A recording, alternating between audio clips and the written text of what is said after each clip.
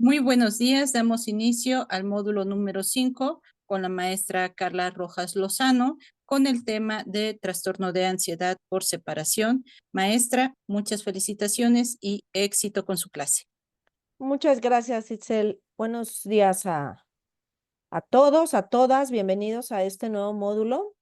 Y como primera clase nos tocó dar trastorno de ansiedad por separación. Y bueno, es un tema, la verdad, que a mí me apasiona mucho por todo el fundamento que hay detrás para poder entender el trastorno de separación. Y también me apasiona mucho porque es la base para poder comprender em, algunas conductas, comportamientos y actitudes en un sistema muy interesante, en un sistema de pareja. Ajá. Y frente a muchos contextos que pudieran llegar a causar y a generar, pues, un tipo de ansiedad que justamente como lo menciona el título de esta clase, esta ansiedad tiene que ver con la separación y con una serie de razones que para poderlas entender nos apoyamos mucho de teorías como la teoría del apego. Tratamos de entenderlo desde ciertos elementos que que debemos de tener muy claros que algunos de estos fenómenos o aspectos o elementos que suceden en el desarrollo evolutivo del ser humano llegan a ser normales. Entonces, debemos de tener mucho cuidado para poder identificar o diagnosticar un trastorno de ansiedad por separación, porque dado que en algún momento de nuestro ciclo vital, en nuestra primera infancia, o en una infancia temprana, vamos a experimentar todos y todas, esta sensación de ansiedad, de angustia ante la separación, no siempre, pues, es factor de riesgo para desarrollar más adelante este trastorno de ansiedad por separación. Entonces, debemos de ser muy cuidadosos de poder pues estudiar primero la teoría, el fundamento, toda la parte conceptual, para que entonces nosotros podamos comprender el fenómeno y así poder empezar a estudiarlo, a intervenir, a diagnosticar y a identificar. Entonces, bueno, a mí me gusta mucho este tema porque pues sí, trae unas teorías súper interesantes que las acompañamos, bueno, yo am, con una intención de ilustrar, de que pudieran comprender este fenómeno, lo vinculo con mucho material ilustrativo, videos, experimentos, para que entonces pudieran comprender de manera más profunda pues el tema. Entonces, si me lo permiten, voy a empezar a compartir la pantalla para para que podamos comprender, ¿vale? Ahí me parece que ya se ve mi presentación. Ahí estamos. Ajá, bueno, pues el tema será trastorno de ansiedad por separación. Ya me conocen, muchos que están hoy aquí en esta clase y para los que me vayan a ver cuando esté ya grabada, pues ya les he dado algunos módulos pasados. Em, Ok, bueno, primero vamos a tratar de comprender y dar una descripción general de lo que es la ansiedad por separación y es ahí en donde debemos de empezar a, a comprender a profundidad qué pasa con esta ansiedad que todos y todas en algún momento de nuestra vida experimentamos. Fíjense bien lo que dice el primer punto. La ansiedad por separación es una etapa de desarrollo normal entre los bebés y niños pequeños. Los niños, todos, suelen presentar un periodo de ansiedad por separación. Eh, Creo y considero que todos los que son psicólogos, psicólogas, pues en la materia de desarrollo infantil, seguramente lo vieron. Ujú. Y esta ansiedad por separación surge a partir de los 2, 3 años de edad.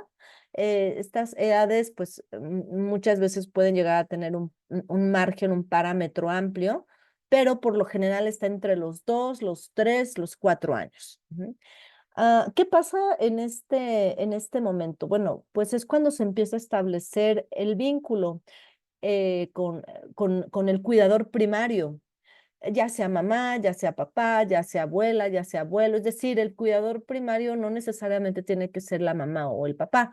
El cuidador primario es aquella figura que el niño a lo largo pues desde que nació, hasta esta edad, 3, 2, 3, 4 años, ha interiorizado como pues esta figura significativa que supuestamente le tiene que proveer seguridad, protección, cobijo, este, confianza. Ajá, entonces, pues en este sentido, cualquier persona cabría en esta descripción. Entonces, es muy interesante, me voy a detener en esta parte, porque bueno, es aquí justamente, como dice el punto número 2, en donde con algunos niños la ansiedad por separación puede llegar a ser un signo de un trastorno un poquito más grave, como o sea, ya como trastorno, ya cuando es un conjunto de síntomas que se presentan a lo largo del tiempo, con una duración, con una frecuencia, en diferentes entornos. O sea, es así como ya empezamos a considerarlo trastorno. Entonces, sí, esta separación que forma parte de o sea, esta ansiedad, perdón, esta ansiedad por separación que forma parte de una etapa de desarrollo normal entre los niños con edades de 2, 3, 4 años, esta ansiedad por separación no es por sí sola o per se un signo, o sea, no es una alteración per se, no es algo que cuando vemos a un niño llorar, berrear, ¿no? Angustiarse porque mamá se va, no solamente por verlos llorar significa que este niño tiene o empieza a desarrollar un trastorno de ansiedad por separación, puesto que es algo esperado, es algo normal, es algo que se presenta en una etapa, en todos nosotros. Pero sí es importante, ¿no? Que consideremos que puede llegar a ser un signo de un trastorno, pues más grave como trastorno de ansiedad por separación y que, bueno, pues va arrastrando justamente estos síntomas, los va arrastrando hacia la etapa preescolar, hacia la etapa escolar, hacia la etapa de la adolescencia y bueno, pues ya pudiendo llegar a tener conductas, comportamientos desadaptativos en la etapa adulta. Esto es lo más interesante, al menos a mí es lo que más, pues, me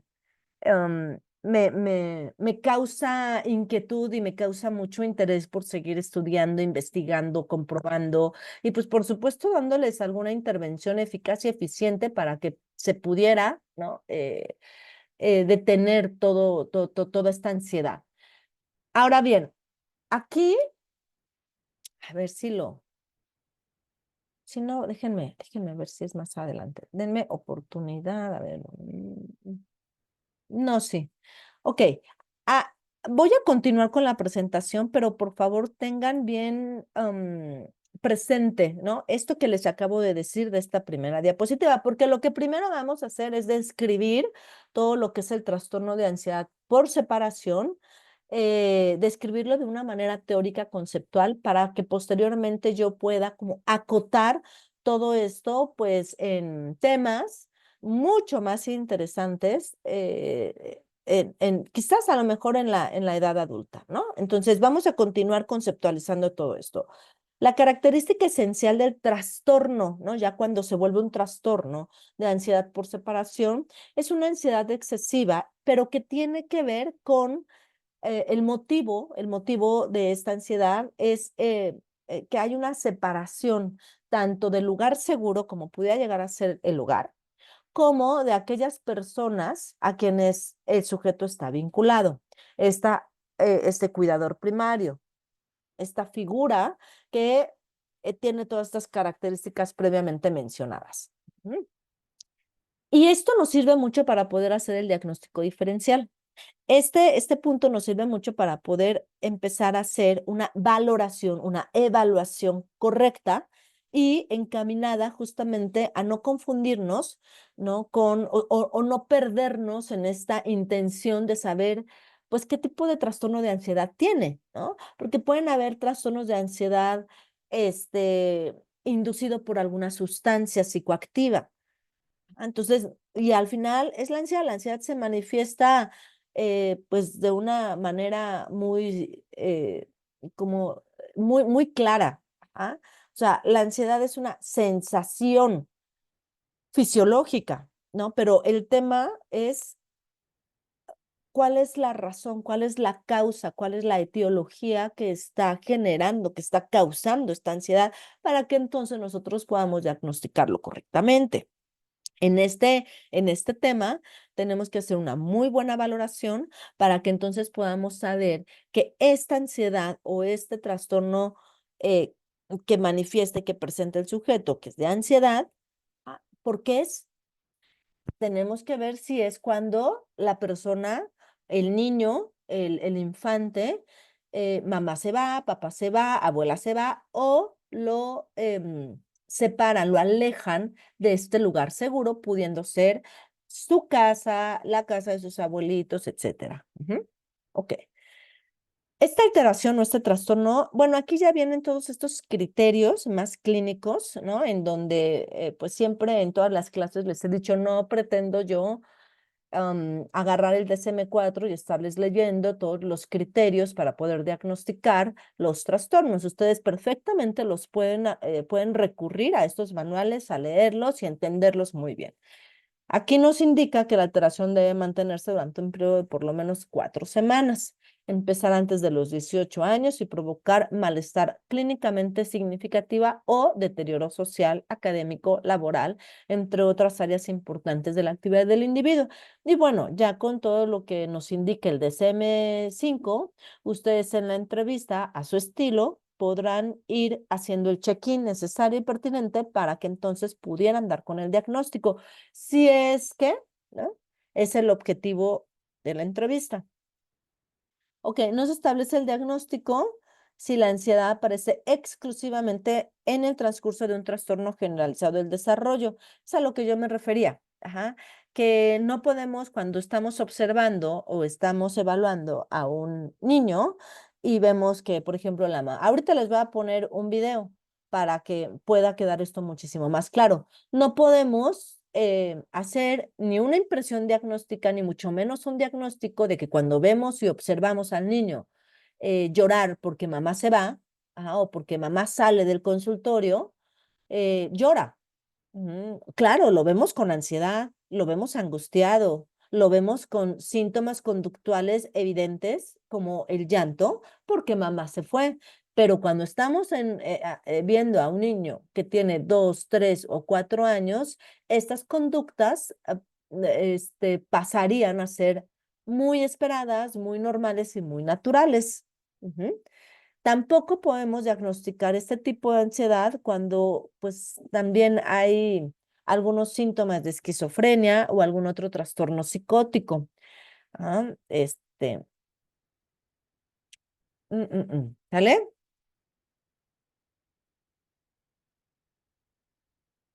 Bueno, yo creo que sí les voy aquí. Ok, inicio temprano. Eh, Como les decía, el inicio de este posible trastorno, ¿no? Es antes de los 6 años. Por eso es bien importante que cuando a lo mejor podamos ver a un niño ya en edad escolar, primero, segundo, tercero, que sigue teniendo pues estas conductas de ansiedad, de angustia por separación, cuando se aleja de su casa, cuando sus papás lo dejan en la escuela, etcétera. Es súper importante hacer una muy buena historia clínica, porque entonces, ahora, ¿a quién le vamos a hacer la historia clínica de un infante? En edad escolar, pues a los progenitores, a los cuidadores, a los papás. Ellos son los únicos que nos pueden ir dando indicadores, indicios, elementos de cómo fue, pues, toda la etapa primaria en su hijo, en su hija. Ellos nos van a decir si desde muy pequeñitos los niños pues llegaron a tener incluso un temperamento, porque el temperamento también tiene mucho que ver en esto. Son muchos los factores que pudieran condicionar, muchos, ahorita los vamos a ver, pero es bien importante que no solamente este, diagnostiquemos con base en los síntomas actuales, sino que también, ¿no?, podamos tener esta claridad y esta certeza, hacer una muy buena praxis para poder, ¿no?, diagnosticar con esta seguridad y con esta certeza de cómo lo vamos a hacer con una muy buena historia clínica. Y de verdad, no es por seguir un protocolo, es por entender el trastorno y el padecimiento que tiene el sujeto, la persona.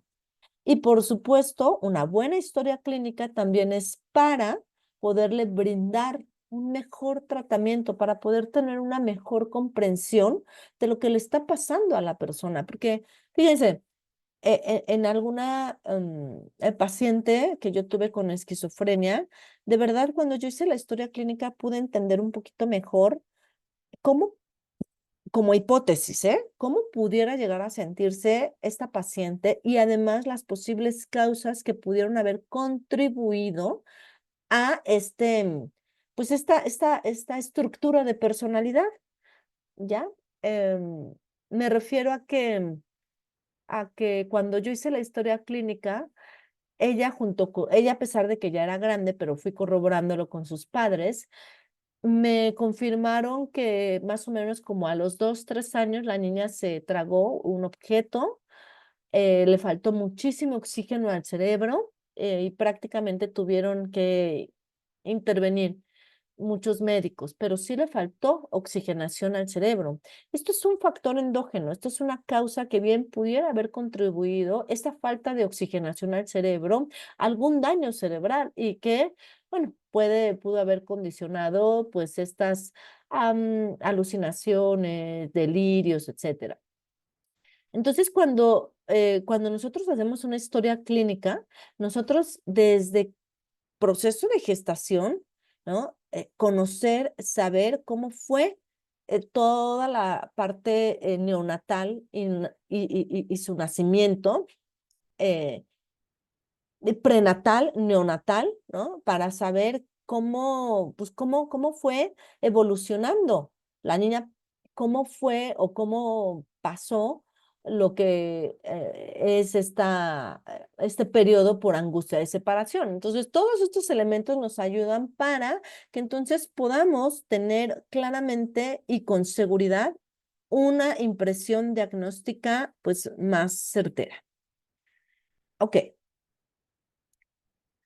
El trastorno de ansiedad por separación ya como tal se diagnostica, pues evidentemente cuando algunos de los síntomas que pudieran parecer normales ya están son excesivos para el desarrollo madurativo, ¿no? O sea, ver a un niño que va en tercero de primaria, cuarto de primaria, 8, 9 años, que llora muchísimo cuando van y lo dejan a la escuela, esto ya no es normal. Estos síntomas que en algún momento fueron esperados y normales, ya son excesivos para el desarrollo madurativo, es decir, para la edad que tiene el niño. Y pues, por supuesto, ¿no?, causándole al pequeño un sufrimiento emocional significativo y pues también tenemos que evaluar cómo funciona en la escuela, qué tanto en realidad el niño pues puede alcanzar los objetivos académicos y los objetivos, vaya, sociales, ¿no? Esperando que a la edad de los 8 o 9 años pues los niños puedan tener unas relaciones interpersonales con sus pares, ¿no? De ciertas características. Entonces, cuando vemos que pues hay un deterioro en el funcionamiento diario, bueno, pues ahí también ya tenemos otro foco rojo. Los síntomas pueden ser aflicción recurrente y excesiva por anticiparse a las cosas o estar lejos de casa o de los seres queridos. Em, empezamos a ver algo que tampoco es normal en los niños, ¿no? O sea, empiezan a tener un pensamiento muy fatídico, un pensamiento muy catastrófico, es esto, una aflicción recurrente y excesiva por anticiparse a las cosas. Mm, ok, preocupación constante y excesiva en relación con la pérdida del padre, la madre u otro ser querido por una enfermedad, un desastre. Yo he tenido muchos casos de niños, ya sea que me los comenta su mamá porque le estoy dando terapia a su mamá y entonces viene una preocupación de la mamá en la que me informa cómo su hijo, su pequeño de 10 años, por ejemplo, empieza a tener como cuadros de ansiedad porque creen que sus papás se pueden morir, ¿no? O sea, es una cuestión en la que eh, ya no es normal este pensamiento que tienen los niños a cierta edad. También tuve el caso de una pequeñita, esta yo sí la vi directamente, este, pero la niña, a pesar del miedo que tenía de que sus papás, a sus papás los mataran, aquí había un factor muy interesante, que era que la niña en casa de sus abuelitos, veía, o sea, sus abuelitos veían mucho estas series de víctimas especiales, ¿no? Y entonces, pues la niña estaba ahí y la niña estaba expuesta a ese tipo de contenido, este, que todavía su mente no alcanzaba como a entender, a comprender, a dimensionar. Y pues imagínense, una chiquita más o menos tenía como 7 años, escuchando y observando y tratando de entender toda la trama de estas series. Pues claro, o sea, de pronto empezaba a llegar a tener terrores nocturnos, llegaba a tener mucha preocupación, pero no es una ansiedad por separación. O sea, aquí la niña había un estímulo externo que lo incorporaba y que pues condicionaba este miedo. Por eso es bien importante las entrevistas, em, conocer todo el contexto de los niños para que no nos equivoquemos en los diferentes trastornos que hay, porque no nada más van a ver a lo largo de este módulo, van a ver muchos. Ajá, así como hay muchos trastornos del afecto. Y entonces, al tener muchos, uno nada más está pensando en dónde va a categorizar a este paciente. Entonces, sí es bien importante poder conocer su contexto para que no caigamos en estos diagnósticos mal hecho y entonces se le dé un mal tratamiento y entonces se le dé un mal acompañamiento. Simplemente no conocemos de dónde puede provenir esta ansiedad. Esto es igual, ¿no? La preocupación constante de que suceda algo malo como perderse, ser secuestrado, separarse de los padres u otros seres queridos, rechazo a estar fuera del hogar por miedo a la separación, no quieren salir, no quieren salir, no quieren salir porque creen que algo malo va a pasar, rechazo a estar solo en la casa, sin el padre, sin la madre o sin otro ser querido en la casa, ¿no? Por ejemplo, ahorita tengo el tema con mi hijo que va a cumplir en 15 días 8 años, ¿no? Y esa es la fecha, el día de hoy que no se quiere o sea, no se quiere sentir solo. Ajá. Si yo subo, ¿no? Pues él va conmigo. Si yo, no sé, le pido que se duerma en su cuarto, no quiere. Pero aquí hay un factor también importante que es todo lo que ve en YouTube. Ajá. Porque a él le gustan mucho las cosas de terror. No es como tal un miedo a la separación, sino es todo lo que se está imaginando a razón de lo que está viendo en pues sus videojuegos y en su tableta y en todo eso, ¿no? Y sí, hay como un rechazo a estar solo, pero no se cumple el criterio de que es por separarse, ¿no? Esto es algo importante. Resistencia o rechazo a dormir fuera de casa, sin el padre, sin la madre, sin otro ser querido cerca. Pesadillas repetidas sobre la separación, fíjense, ¿no? No pesadillas en relación a lo que uno ve, a lo que uno observa, que pudieran llegar a ser como terror nocturno, sino repetidas sobre la separación. Quejas frecuentes de dolores de cabeza, dolores de estómago. ¿Por qué es esto? Mm, ¿Por qué es esto? Porque hay ansiedad, porque hay angustia y entonces, pues bien sabemos, y no nada más en niños, bien sabemos que toda esta ansiedad se segrega cortisol. Y cuando hay constante cortisol, cortisol, cortisol, cortisol, porque hay una ansiedad crónica, pues las personas pueden llegarse a intoxicar de cortisol, hay una inflamación del organismo y entonces, ¿no? Pueden, pues todo lo que se inflama, ¿no? Tiene que ver con todas las enfermedades que terminan en itis. Ajá. Y entonces por eso de pronto vemos a niños con encefalitis o con gastritis, con colitis. De verdad, a mí me sorprende mucho escuchar cómo un niño en edad escolar, ¿no? Puede llegar a tener gastritis o colitis, o sea, ¿cómo puede llegar a tener un niño? Digo, claro, al margen de alguna afectación orgánica, ¿no? Algo que sí pudiera llegar a ser biológico. A lo mejor pues que comió algo, este, echado a perder, ¿no? O, eh, no sé, algo que pueda ser inducido por un alimento, pero cuando no es así y el niño ya tiene una colitis crónica, una gastritis crónica, entonces algo está pasando con el niño. ¿Mm? Los factores de riesgo.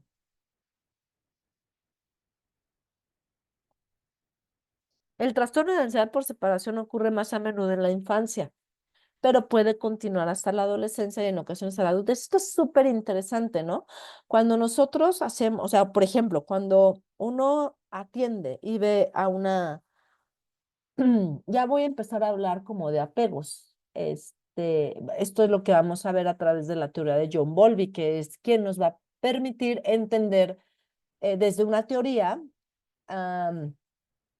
pues este tipo de trastorno de ansiedad por separación. Cuando yo observo, cuando yo atiendo a un adulto, hombre o mujer, que llega a tener esta ansiedad porque no le contestan el teléfono, porque no le mandan mensaje, porque a lo mejor tuvieron una pequeña discusión con la pareja, pero la pareja dice, bueno, ¿sabes qué? Vamos a darnos ahorita un tiempo, vamos a esperar a que se nos calme este enojo, me voy a mi casa, te quedas en la tuya y pues, ¿no? Hablamos al rato, hablamos mañana. O sea, eh, pensar solamente que se va a ir en un momento de discusión, para la persona puede llegar a ser algo sumamente sufrible, con mucho sufrimiento. Y estamos hablando de personas en la adultez.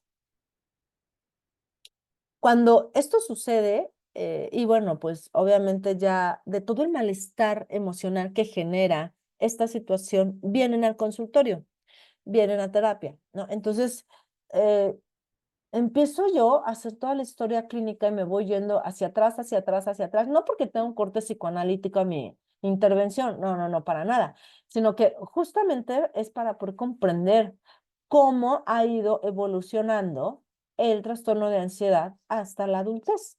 Ujú. Cómo ha ido evolucionando.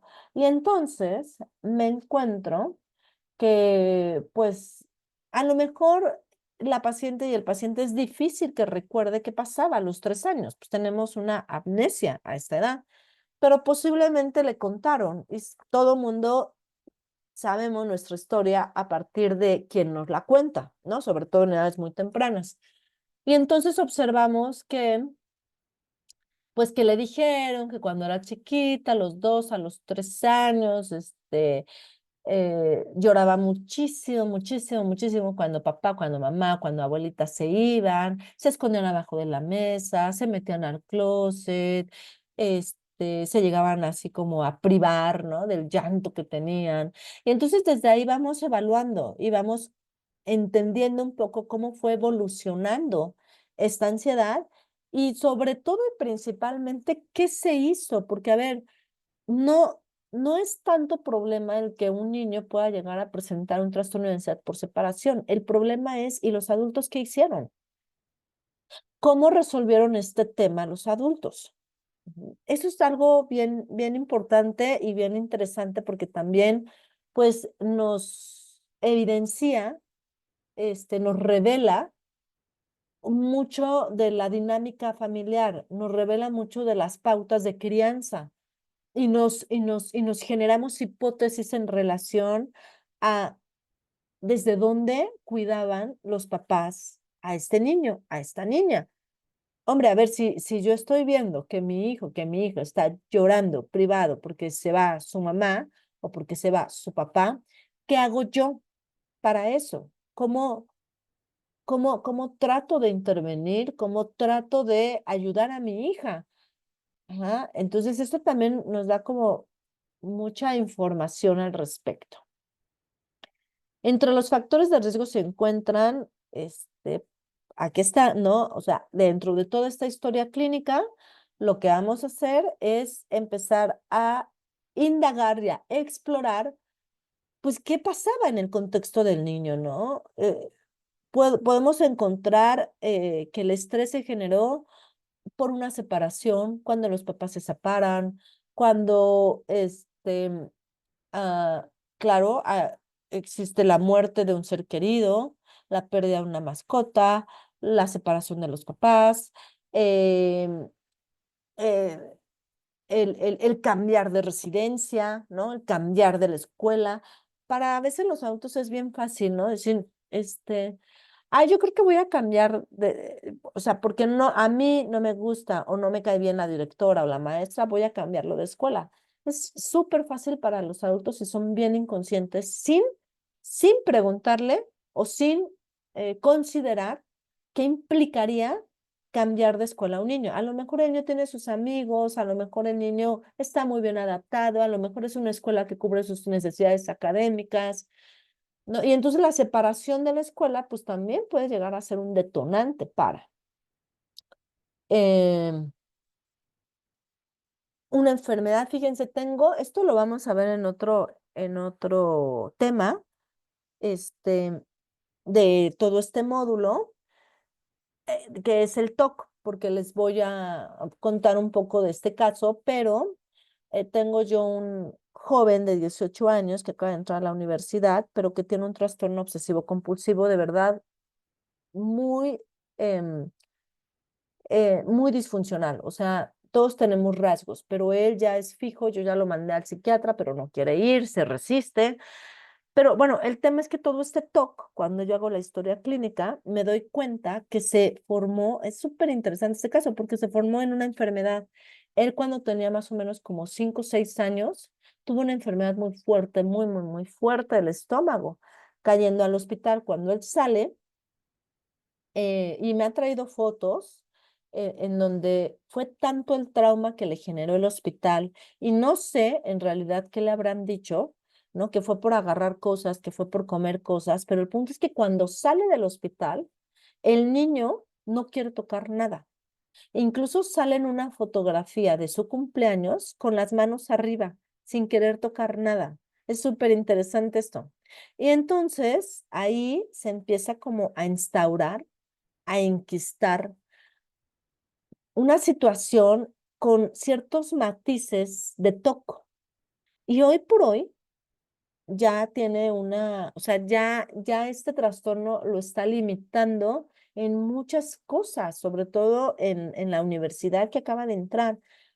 Tiene que hacer estas conductas estereotipadas, todos estos rituales para poder salir de la casa, estar tranquilo, estar en paz, poder estudiar. Entonces, esto le causa pues mucho tiempo y entonces llega a tener una disfuncionalidad en muchas áreas. Entonces, esto también, ¿no? Todo, indagar, explorar, ¿no? Que el mismo paciente, que la misma mamá te vaya comentando y te vaya compartiendo situaciones significativas que pudieron haber marcado la vida del menor, la vida del paciente, es muy importante. Temperamentos. Sí, es un factor que puede llegar a condicionar. Acuérdense que el carácter se forma y el temperamento se nace. Entonces, pues sí, algunos temperamentos son más propensos a presentar trastornos de ansiedad que otros.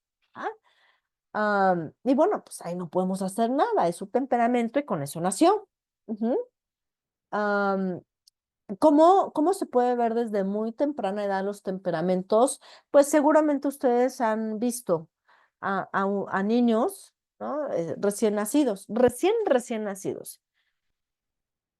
¿Cómo manifiestan el malestar del hambre? muchos pequeñitos, muchos recién nacidos, este dolor, porque ya se sabe que el hambre, el vacío que tienen del hambre, es algo muy, muy, muy doloroso para los niños. Entonces, algunos pequeñitos, con la mínima sensación del hambre o de dolor que causa el hambre en el estómago, pegan el gritote, pegan el llanto. Entonces, pues, ay, bueno, ¿a quién están matando? Pobre niño, ¿no? Y entonces uno corre.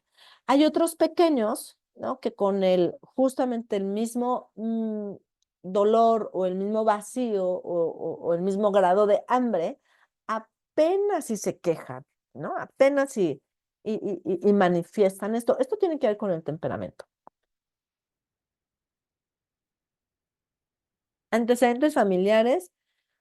También sabemos en todos los trastornos que el componente genético hereditario pues puede llegar a tener algún tipo de carga, ¿no? De influencia en este sentido. Y problemas ambientales, ¿vale? Alguna situación traumática que pudiera implicar esto.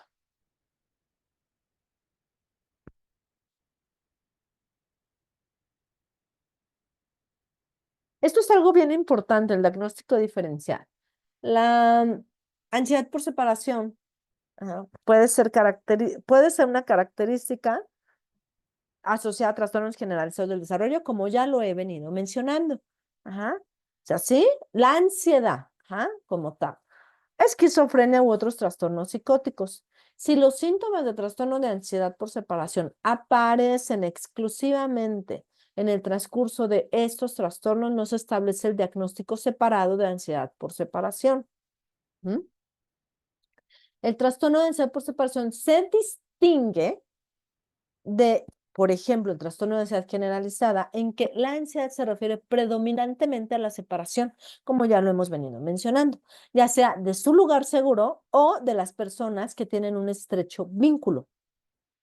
¿Mm? Y bueno, pues ahora sí pasando o sea, todo esto que les acabo de mencionar, pues tiene que ver con una descripción general del trastorno de ansiedad por separación, pero no nada más necesitamos conocer, ¿no? Como merolicos de memoria, no nada más necesitamos conocer esto, o sea, necesitamos conocer más allá de la descripción general. Necesitamos conocer la teoría que fundamenta, la teoría que pues a través de muchos años y a través de experimentos ha, ha propuesto la causa de este trastorno de ansiedad. ¿Y para qué? Para poderla comprender mejor. Entonces, nada o nadie como John Bowlby con su teoría del apego, nada como John Bowlby para poder comprender esta, pues esta ansiedad por separación. Utilizo yo mucho todos los puntos de John Bowlby para poder pues, comprender y atender a las personas que llegan a consulta con todo este malestar emocional por estar en una relación, ¿no? Pues hoy en día dirían los jóvenes tóxica, ¿no? Estoy en una relación tóxica, o ahí viene mi tóxico, o ahí viene mi tóxica. Digo, más allá de de las formas en cómo hoy por hoy y por moda les llaman, híjole, detrás hay toda una investigación que hoy por hoy necesitamos atender de manera eficaz para que ya dejemos de estar normalizando todas estas formas en cómo nos relacionamos, porque finalmente la ansiedad por separación lo que causa y lo que genera es una alteración en nuestra forma de relacionarnos con otros. Y las relaciones sociales, pues son básicas, son elementales para poder tener una vida armónica. Entonces, bueno, esta teoría del apego de John Bowlby, ¿no? Nos habla de él también rescata y él también parte de esta ansiedad por separación en los niños de 2, 3 o 4 años. Ajá. Y desde ahí, John Bowlby empieza a observar, empieza a establecer, pues, puntos muy interesantes desde ahí. Y él empieza a conceptualizar el apego seguro, el apego inseguro y el apego desorganizado. Ajá. Obviamente, nosotros sabemos que cuando observamos a un fenómeno, es muchísimo más fácil poder empezar a categorizarlo, a conceptualizarlo, para pues poder acotar y para poder comprender las partes de este fenómeno. Es muchísimo más fácil. Ajá. Entonces, John Bowlby lo que hace es, a ver, de esta etapa, de los 2, 3, 4 años, en esta etapa yo he visto, y lo voy a nombrar así, he visto cómo algunos niños se relacionan de manera segura. Algunos niños se relacionan como de manera muy ansiosa, ajá, o muy evitativa. Y otros niños, no, hombre, o sea, son niños que ya pueden estar en su comportamiento muy desorganizados. Y entonces clasifica a todos estos apegos como apego seguro. En el apego inseguro, subclasifica el apego inseguro en apego evitativo y en apego ansioso o ambivalente y apego desorganizado. Ajá. A mí lo que me interesa es esto, porque el apego inseguro, o sea, el apego seguro, pues es obviamente algo que, pues, esperaríamos que sucediera en todo el desarrollo evolutivo del niño. Ajá. Pero, pues, desafortunadamente no es así. A mí o sea, lo que se ha visto es que el apego inseguro, am, tiene tiene unas características eh, que son necesarias estudiar, comprender y entender para que podamos, am, sí, podamos entender bien el fenómeno del trastorno de ansiedad por separación en este apego, en el apego inseguro. Porque cuando vemos niños que manifiestan este apego, es muy probable, ¿no? Que, bueno, independientemente de que sea parte normal del desarrollo, hay una probabilidad de que si no se hace algo, este tipo de apego inseguro va a evolucionar hasta posiblemente poder llegar a formarse y a consolidarse un trastorno de ansiedad por separación. Entonces, aquí justamente es la gran área de oportunidad que todos los psicólogos infantiles tienen. Y que por supuesto es importantísimo poder propagar esta información para que los progenitores, para que los papás y para que los cuidadores primarios tengan esa capacidad o tengan esa información que les permita poder identificar en sus hijos o en sus niños, ¿no? Que les permita identificar este apego y entonces recurrir a un especialista, a un psicólogo infantil para que les ayude a brindarles estrategias de intervención para que este apego inseguro pues simplemente quede como una etapa o que quede en el pasado como una etapa del desarrollo normal y que entonces no evolucione. Ajá. Ok. Mm, mm, mm, mm.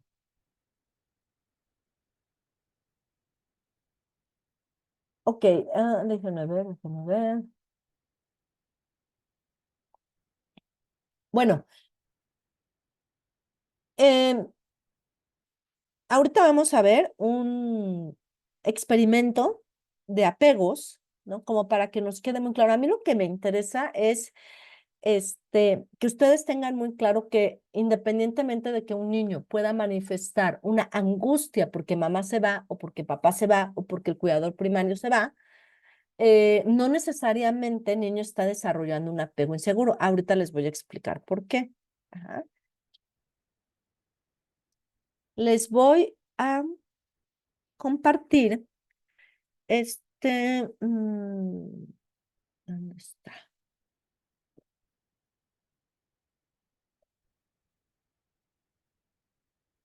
Ay, no, no, espérenme tantitito, voy a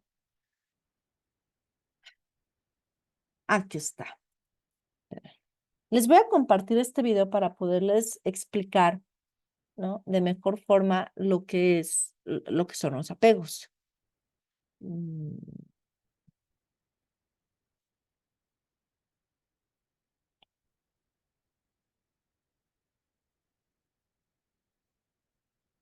ok.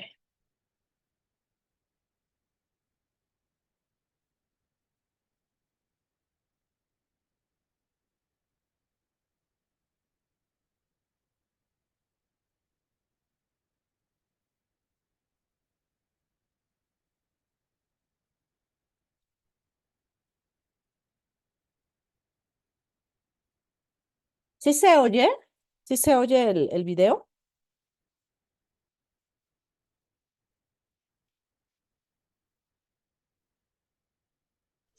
Yo no lo escucho. ¿La musiquita no la escuchas? No, maestra. ¿No? A ver.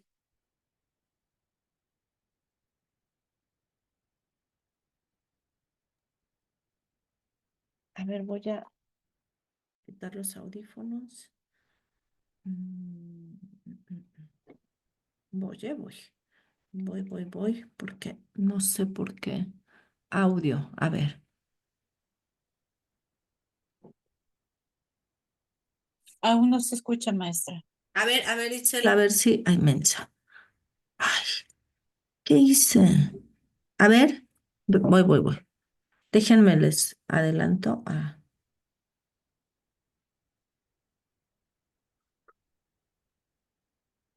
Esto no importa, ¿eh? Esto es algo de los que les explican. ¿Se ¿Escuchan? escucha? Sí. Ah, perfecto. Muy bien. And in just a few minutes, we'll send you back in. Step in the door. Everett Waters is studying how far our childhood experiences influence our behavior as adults. Come down to the lab. Move to this now. This experiment, which I watched through a two-way mirror, is designed to gauge how secure is the crucial relationship between mother and child.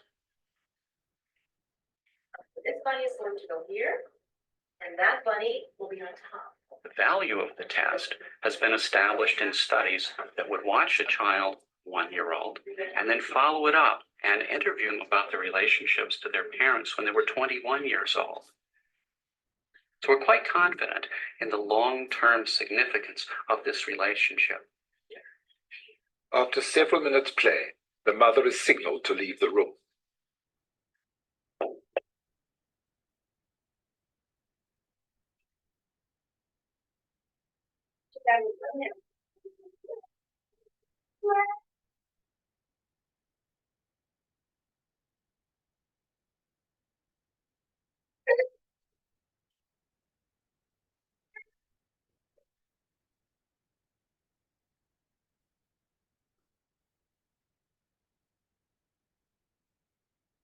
The key moment in the experiment is the child's reaction to her mother's return.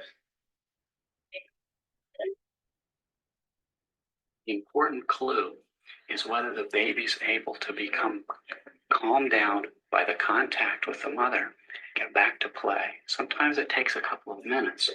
You see, when the mother was out, she was only interested in the mother, no interest in the toys. Now she has a contact with the mother. She's beginning to show a little interest in the environment, and shortly she'll be right back with the toys where we started. So you would call this a secure one? Yes. You're certainly much happier. This is another pattern that we see in babies who are not good at using their mother as a secure base at home. This baby is also insecure, but you'll see we get a look at his play before the separation. Mother's left. When she returns, she picks him up. He can't calm down. He's still upset. She offers a toy to amuse him or to comfort him or to distract him, and he slaps it away. She offers another. He slaps it away. He's angry. We call these babies resistant or ambivalent because they both want her back and yet can't use the contact. We think that the difficulty is that in the past, when he sought comfort, she's been inconsistent as to whether she's available and responsive or not. Now, this is an insecure baby. Bueno, hasta aquí, a mí lo que me importa es de que se den cuenta cómo esto que les he venido diciendo, de que existe en todo niño, en todo ser humano a esta edad, una ansiedad por separación, es real. La primera niña, llora. Y no por el hecho de que llore, es un indicador de que algo anda mal en esa niña. Llora porque pues mamá se fue y estoy en un lugar en el que no conozco y estoy sola. Ujú. Pero como decía el psicólogo, la clave está cuando la mamá regresa. En el segundo caso, el niño también llora. Pero el punto no es que lloren o el punto no es de que manifiesten este indicador conductual. Ajá. El punto es qué pasa cuando esa figura por quien lloraba, que es mamá, regresa. En el primer caso es muy interesante ver cómo la mamá tiene esta capacidad de poder consolar realmente y genuinamente a la niña, de tal forma que la niña se vuelve a sentir segura y entonces puede reincorporarse a jugar y a estar otra vez en los estímulos que tiene pues el lugar. Ya se calma, deja de llorar, vuelve a jugar, está con la mamá, no pasó en realidad nada. Y hay algo bien interesante que cuando la mamá va del otro lado de la cámara de Gesell con los psicólogos, ellos le dicen, oiga, su hija está llorando. Y la mamá dice, está bien. Una de las cosas muy interesantes que se ha visto en esta ansiedad por separación o trastorno de ansiedad por separación es cómo también los progenitores, o sea, la constitución, la configuración, la condición de los propios padres. O sea, la mamá se ve segura. La mamá cuando le preguntan, oiga, su hijo está llorando, la mamá dice, está bien, pues claro que está bien, o sea, el que esté llorando no es que esté mal, claro que voy a hacer algo, pero pues la niña no está en un cuarto incendiándose, ¿no? Con leones, cocodrilos, la mamá dice, está bien, porque logra como, pues justamente relativizar esta situación. Ujú. Eh, También hemos visto cómo justamente mamás muy aprensivas, sobreprotectoras, ¿no? Pues interfieren y obstaculizan, ¿no? Esta capacidad de evolucionar en los niños. Siempre están preocupadas si en esta etapa en la cual empiezan a caminar se van a caer, no se van a caer, entonces mejor yo le ayudo a caminar, entonces, ¿qué tal si, no? O sea, este pensamiento también muy catastrófico de algunas mamás es lo que también puede transmitir en los propios niños esta angustia y esta ansiedad de que algo malo va a pasar. Ujú.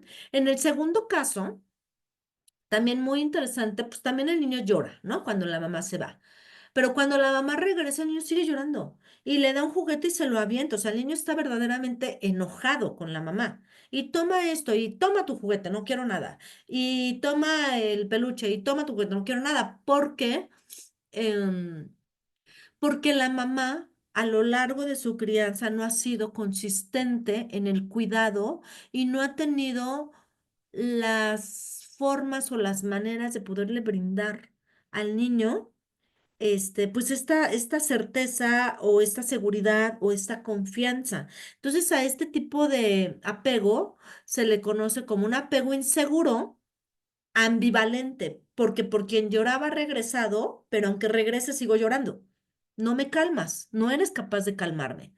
Y esto me parece súper interesante muchas veces entenderlo en una relación de adultos. Ujú. En una relación de adultos en donde está esta ansiedad por separación que los lleva a tener muchos conflictos y a relacionarse a través del conflicto con la pareja. Por ejemplo, en una relación de adultos, ¿no? Bueno, pues sí, como todas las parejas, tenemos conflictos, diferencias, discusiones, ¿no? Y entonces, bueno, uno dice, bueno, ya, ¿no? Está bien. La discusión se generó y se originó porque tú querías ir al boliche, yo quería ir al cine. está bien, no pasa nada, vamos al boliche, ¿no? Vamos otro día al cine.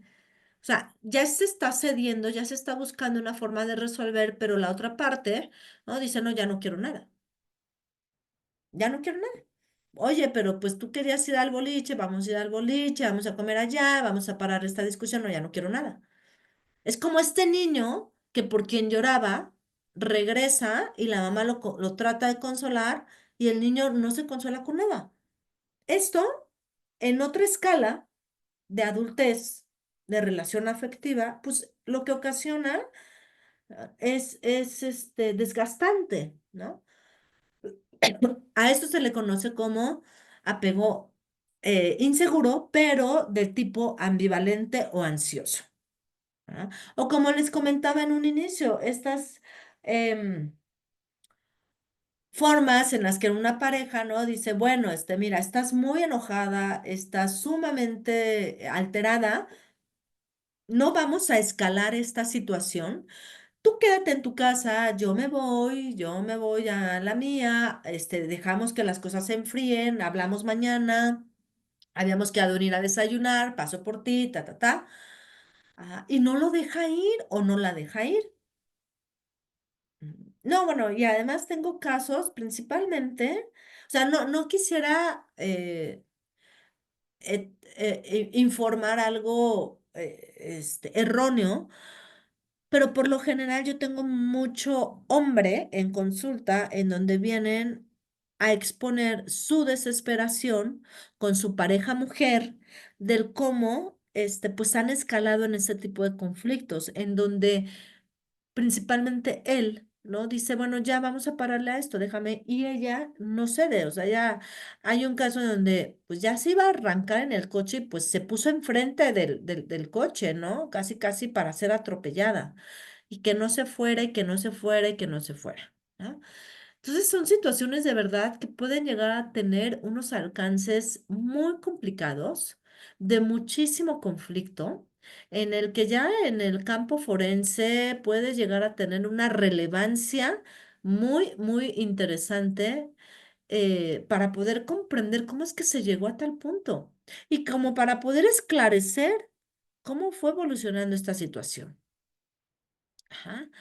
Este paciente que yo tengo es un chico como de 34 años que es súper tranquilo, de verdad no saben eh, la seguridad que él tiene y la prudencia con la que él se maneja, con un temperamento muy tranquilo. Y él viene, pues sí, justamente porque no comprende cómo es que se llegaron a tales situaciones de crisis con su expareja. Él ya había terminado con ella, pero cuando él me empieza a comentar alguna serie de situaciones y de anécdotas con su expareja, es la verdad asombroso. Comenta, por ejemplo, cómo ella tiene un diagnóstico ya dado por un psiquiatra de borderline, limítrofe. Entonces, bueno, eso a mí me hace sentido en muchas cosas, a él evidentemente no, y no tendría por qué hacerle sentido, puesto que no es ni psicólogo ni psiquiatra, ¿verdad? Pero a mí sí, entonces me viene contando una serie de situaciones en las que, por ejemplo, ella vive sola, él vive con su familia, él va a su casa o a su departamento y entonces empiezan a escalar en el conflicto, pero es tal punto que los gritos hacen que los vecinos llamen a la policía, creyendo los vecinos que pusiendo un conflicto de pareja, ¿no? Pues creen que ella está siendo la víctima, a ella le están pegando, ¿no? Porque ella está totalmente fuera de sí, gritando y muy descompuesta emocionalmente. Este, y bueno, pues sí, llegó la policía, ella tuvo que aclarar la situación, ¿no? Que no estaba pasando nada, que no le estaba haciendo nada, pero si se dan cuenta el grado que puede llegar a tener, o sea, el punto que puede alcanzar una situación en la que, pues a lo mejor él dice, mañana nos vemos, estás muy alterada, no pasa nada, no te voy a terminar, ¿no? Porque justamente ese es el punto que puede hacer que las personas entren en una situación en una condición muy descompuesta, que escuchen o que les digan o que crean que el que se vaya puede hacer que esto termine y entonces está ahí la ansiedad por separación. Ajá, como este niño en el segundo caso, que llora y llora y llora porque cree, ¿no? que se va a volver a ir. Entonces no permite el consuelo.